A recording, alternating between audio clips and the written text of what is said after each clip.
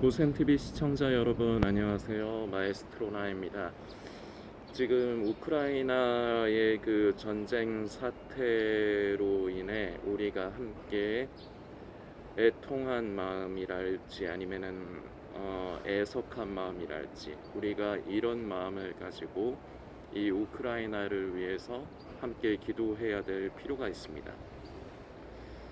마지막 때의 이제 관점으로 보면 결국 이것 또한 이제 주님 오시기 전에 이제 세상에 이제 전쟁과 전쟁의 소문, 결국 이런 이제 여러 가지 이제 사람들의 입장에서 이제 혼란과 이제 여러 가지 이제 환란적인 요소들이 이제 발발이 돼야 이제 거짓된 평화의 사도로서 이제 적그리스도가 이제 등장하기 좋은 발판이 되기 때문에 세상의 모든 것은 하나도 우연이란 없습니다. 적어도 예수님을 믿는다고 하는 성도라고 하는 사람들에게 있어서 세상에 우연은 없습니다. 하늘에 나는 새도 우리 하나님께서 허락하시지 않으면 결코 떨어질 수가 없습니다. 하물며 전쟁이라는 큰 일은 우리들의 생각에, 그냥 인간의 그 천연적인 생각에는 뭐 여러 가지 우연이나 아니면은 음모론적인 부분으로 접근을 하기 쉽지만, 이 모든 것이 결국은 하나님의 허락하심 가운데, 하나님께서 허락하시지 않으면 전쟁 또한 일어날 수가 없습니다. 이것은 분명한 사실입니다. 그러나 지금이 마지막 때임을 인지하는 우리 성도들은 양면을 볼 줄 알아야 됩니다. 하나는 이런 소식들이 들릴 적에 이것이 하나님의 경륜 가운데서 세상에 허락이 되어지는 일이구나, 이 부분을 한면으로는 볼 줄도 알아야 되고, 그리고 또 한편으로는 사람에 대한 사랑과 긍휼을 잊어서는 안 돼요. 우리는 이 우크라이나 전쟁 사태를 보면서 이제 예수님 오실 때 가깝다, 이것이 제3차 대전으로 이어지고, 뭐 그 아시는 분은 아시죠. 음모론 종말론 쫓아다니신 분들은 아시죠. 그런 이제 스토리들. 그 부분보다 더 중요한 건 우크라이나 이 전쟁 사태로 인해서 가능한, 이미 전쟁은 발발했으니까요, 가능한 하나님께서 긍휼히 여기시고 불쌍히 여기셔서 가능한 적은 사람이 희생이 되도록, 그리고 한편으론 이렇게 기도하는 것도 나쁘지 않다고 생각해요. 가능한 이 사태가 빨리 안정이 되도록.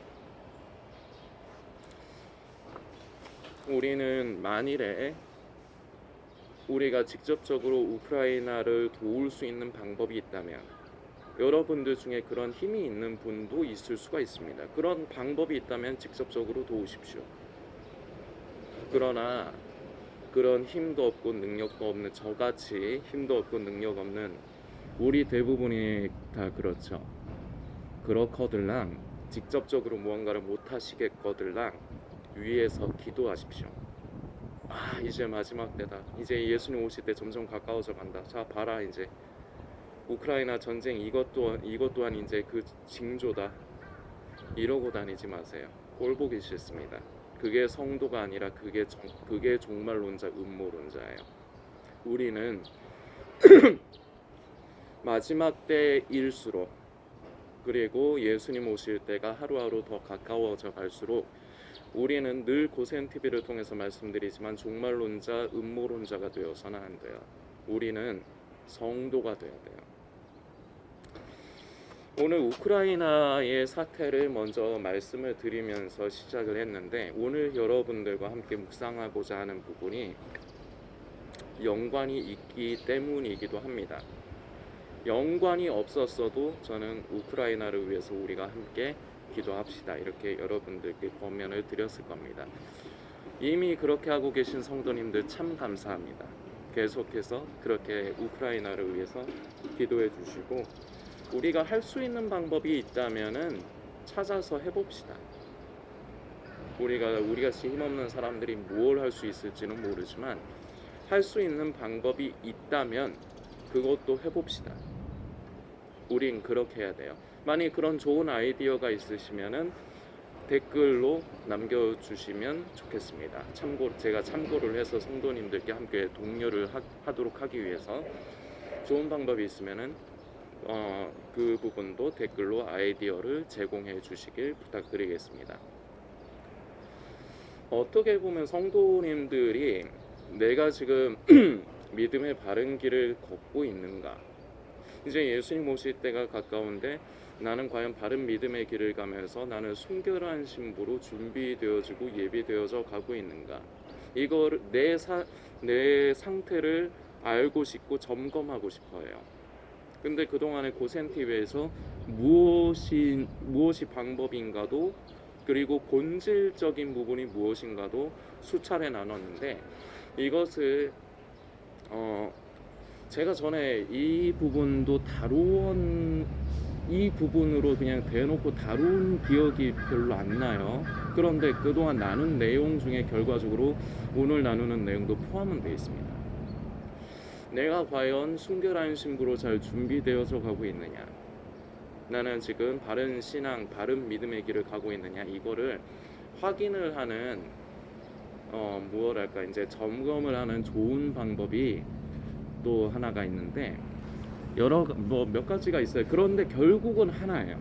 결국은 하나인데, 오늘 말씀 함께 나누고자 하는 것이 바로 이걸 얘기를 하는 거예요. 신성과 인성의 조화. 자, 중요하게 우리가 다시금 되새겨야 될 것은 바로 예수님의 성육신입니다. 말씀이 육신이 되어 우리 가운데 거하심에 우리가 그의 영광을 보니 아버지의 독생자의 영광이고 은혜와 진리가 충만하더라. 이게 요한복음 1장 14절의 말씀입니다. 제가 완벽하게 지금 암송을 한 건 아니고요. 제가 예전에 학생 때 이 말씀을 가지고 제가 곡을 만든 것도 있었거든요. 그래서 제가 더 이 말씀을 더 기억을 하는 것도 있기는 있는데, 여기에서 우리가 굉장히 중요한 부분을 우리가 또 한번 묵상을 해야 됩니다. 말씀이 육신이 되어 거룩하신 하나님께서 인간의 몸을 입고 이 땅에 오신 것, 이것이 한편으로 무엇을 말씀하시느냐, 이것이 어떻게 보면 완벽한 것을 나타내는데, 바로 아까 말씀드린 신성과 인성의 조화.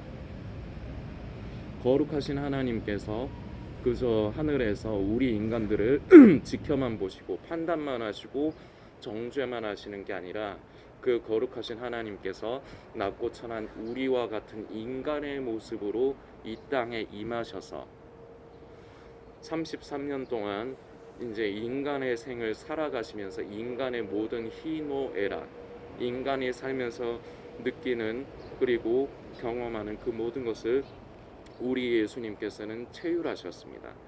그래서 인간의 모든 사정, 우리의 모든 사정을 아시는 예수님께서 우리의 죄를 대속하기 위해서 십자가에서 그 보배로운 피를 흘려주셨습니다. 이 신성과 인성의 조화, 좀 우스갯소리인데, 예전에 제가 어릴 적에 섬기던 개척교회 목사님께서 하신 말씀을 저도 그대로 사용하고 싶습니다. 우리가 인간이기 때문에 예수님께서 인간의 모습으로 오신 거지, 만일에 그럴 일은 없지만, 여러분들 잘 들으세요. 잘못 들으면 신성모독이 됩니다. 잘 들으세요. 의미를 잘 생각하세요. 우리가 만일에 개라고 생각해 봅시다. 개면은 예수님도 개로 이 땅에 오셨어야 돼요. 우리가 만일에 소다, 그럼 예수님도 소로 이 땅에 오셨어야 돼요. 거룩하신 하나님께서 대속해야 될 인류와 같이 되신 것, 이것이 그야말로 신비입니다. 그리고 우리 인간의 생각으로 이게 우리가 겉으로는 그냥 알기 때문에 그냥 그렇지, 예수님께서 육신을 입고 오셨지, 이렇게 그냥 가볍게 생각하고 넘기기가 쉬운데, 이것이 굉장히 신비한 것입니다. 어떻게 보면. 그리고 우리가 깊게 생각하지 못할 수도 있으나 바로 하나님께서 거룩하신 하나님이 인간의 모습으로 입고 오신 것, 이것이 우리 성도에게서는 어떤 것이 이제 적용이 돼야 되느냐? 아까 말씀드린 신성과 인성의 조화, 균형. 바로 이것이 이루어져 가는가를 보면 내가 믿음의 바른 길을 걷고 있는가, 나는 순결한 신부로 다시 오실 예수님을 사모하면서 나는 그러한 신부로서 준비되어져 가고 있는가의 증거가 돼요. 제가 아까 전에 말씀드린 그 우크라이나 사태, 그리고 일전에 제가 영상에서 제가 이런 말씀을 드린 적이 있을 겁니다. 이 우크라이나 전쟁 때문에 또 마지막 때와 연관을 해서 분명히 방송을 하는 유튜버가 있을 거다. 안 봐도 뻔하다. 그런 종말론 유튜버 있을 거다. 아니나 다를까 있더라고요. 제가 무슨 생각이 드는 줄 아십니까? 여러분도 혹시 영화 범죄도시 보셨습니까? 그 배우 윤계상님하고 마동석님 나온 거? 거기에 보면은 그 조폭, 그 중국 연변 그 조직 중에 그 독사파라는 조직이 있어요. 그 요새 이제 한창 이제 뜨고 있는 그 배우인데 거기서 이제 그 독사파의 두목이 자기 이제 똘마니를 이제 데리러 장첸 이제 윤계상님을 찾아가죠. 그래가지고 윤계상님한테 이러는 게 있어요. 이렇게 탁탁 치면서 하이 새끼, 이 또라이야 뭐야 이거, 또라이야 뭐야 이거. 제가 이 말을 하고 싶어요. 또라이예요 뭐예요 대체? 사람이 죽어가고 있어요. 그런데 마지막 때 이제 예수님 오실 때가 가깝다 이러고만 있다, 이미 성도가 아닌 거예요. 그게 성도가 아니라는 증거예요. 그게 신성과 인성의 이 균형이 깨진 거예요. 이미 신성도 없고 인성도 없는 거예요. 그거. 자, 그리고 이제 아시는 분은 아시겠지만 제가 저 아름다운 커뮤니티, 그 아시는 분 아시죠? 그 아름다운 커뮤니티에서도 그 목사님 한때 도와드린 적이 있었습니다. 그 목사님께서 다음에 카페를 운영하시는데 거기 처음에 저도 함께 했었어요. 그래서 그때도 지금의 고센TV와 같은 사역을 했는데 대신 그때는 글로서 사역을 했습니다. 그런데 이런 일이 있었어요. 그 목사님께서 이제 세월호 몇 주기가 그때가 된 것 같아요. 그래서 이제 그 세월호의 이제 사진 같은 거 이제 올리면서 목사님께서 의도하신 거는 그때 이제 비명횡산 안타까운 어린 영혼들, 참 우리가 기억하고 우리가 어른으로서 우리가 참 부끄럽고 세상에 다시는 이런 비극이 있으면 안 되겠다. 이제 이런 말씀, 이런 유지로 이제 그 어떤 이제 게시물을 하나 올리셨단 말이죠. 그런데 거기에 댓글들이 가관입니다. 무슨 인신제사, 그 음모론 이제 관심했던 분들은 아시죠? 인신제사다, 이거는 고의적인 것이었다, 막 그런 거. 그럴 수도 있습니다. 그랬다고 칩시다. 그런데 그게 뭐요? 그래서 어쩌라고? 그걸 밝혀내면 그 죽은 안타까운 어린 영혼들이 살아서 돌아옵니까? 취지는 관심하지 않고 그것이 음모론적인 입장으로 인신제사고 뭐 저거 그런 그딴 식으로만 글을 올렸어요. 제가 얼마나 쪽팔리던지, 이러면서 성도라고 하는구나, 이러면서 스스로를 깨어있다고 하는구나, 이 또라이야 뭐야 이거. 영화 범죄도시에 대해서 생각을 한번 해봅시다. 만일에 그 카페 회원 중에 세월호에 그 유족이 있었다면 어쩔 것 같습니까? 그 유족이 안 그래도 마음 아파 죽겠는데 참 그것이 상처로서 깊은 이제 상처로서 이게 남아 버렸는데, 그 유족이 만일에 거기서 그런 거를 보고 있었다면 그 심정이 어떨 거라 생각이 되십니까? 그건 말도 안 되는 얘기긴 하지만 제 얘기가 그렇다면 어쩔 것 같으세요? 그리고 또 하나 제가 여러분들께 질문을 드리겠습니다. 저와 여러분이 그런 이제 세월호의 그 유족인데 그런 댓글을 보고 앉아 있으면은 마음이 어떨 거라 생각이 되십니까? 그러니까 머릿속에 가득한 게 온통 휴거, 적그리스도, 마지막 때 정말로 음모론만 가득한 거예요. 인간의 모습이 없어. 하나님께서 당신의 형상과 모양을 따라 우리가 회복해야 돼. 지금은 변질되고 더럽혀진 우리가 죄된 모습의 우리의 육신을 가지고 살아가지만, 하나님께서 원래 의도하신 대로 창조하신 인간의 그 아름다움이 전혀 없어요. 하나님을 닮은 모습이 전혀 없어요. 사랑과 긍휼입니다.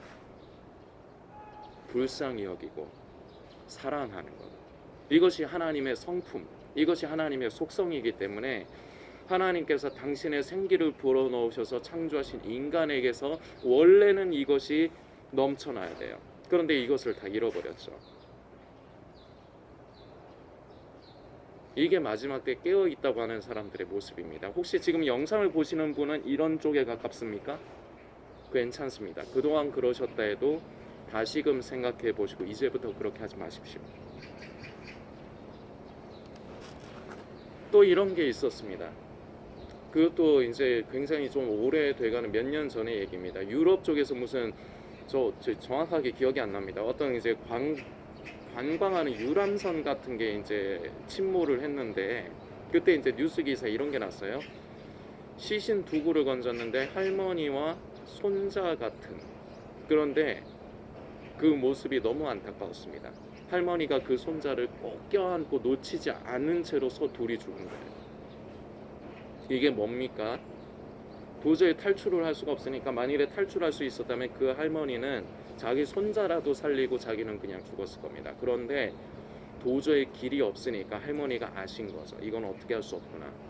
그러니까 자기가 사랑하는 손주 새끼 두려워하지 않도록 안심시켜주면서 둘이 같이 죽은 겁니다. 그리고 그 가운데서도 놓치지 않으려고.